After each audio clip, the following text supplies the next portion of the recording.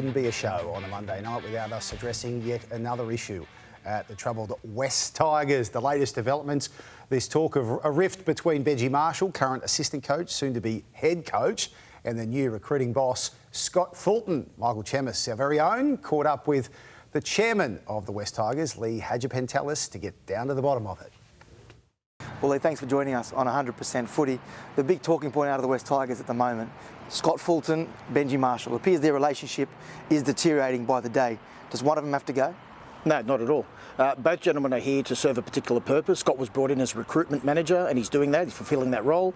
Benji's the assistant coach and will transition into the head coach in due course. So their roles don't conflict, they complement each other. Is there going to be a tipping point where one has to go? No, not at all. I don't foresee that whatsoever. With all due respect, the performances aren't improving.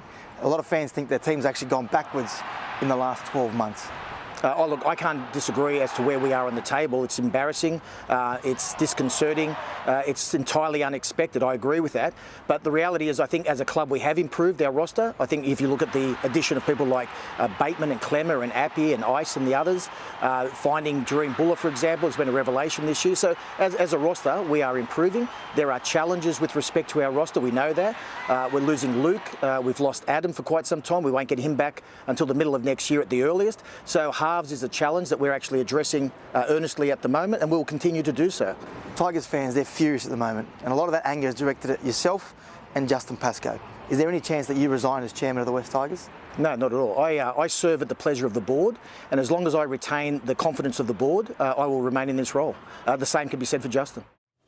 Lee Hadjipentelis addressing a range of issues, in particular this Benji v Fulton one at the moment. Denny, it just keeps on coming. Yeah, well, look, Scott Fulton was put into the club without the knowledge of Benji Marshall and the current head coach, Tim Sheens, which is quite an unusual way of doing your business. And the latest flashpoint, they've disagreed on a number of players. That's Fulton and Marshall. The latest was over, I think, Aidan Caesar, bringing him back from England. The information I'm getting is that Fulton has been told, you've got to cop one here because Caesar's coming back, even if you don't necessarily want him to be at the club, even though he may not be the person you want to be the halfback. I think he was after Cogger from the Panthers, but I think he's been told Benji's going to win this one. And right now, that's, I guess, a small victory to Benji. I don't know who's going to win that war though, because despite what Lee Hadjipentelis is saying, there is a lot of tension there. But I think both have been told, for the betterment of the club, they've got to pull their heads in. Was there an issue before? Did Benji have an issue with Fulton beforehand? I don't think so. Or did they just not mix when he got there? I think the way the business was done, the way that Fulton was brought into the club, I don't know if they'd had any cross words or cross paths before that.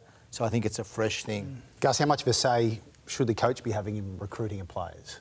Well, they get a big say. They're certain their opinion counts, particularly on the style of football and style of footballers that you want to bring into the organisation. But you've also got to manage a salary cap. You've got to look at what's in your pathways program and coming through, looking at the future of the club and how that affects your salary cap in 2 or 3 years' time.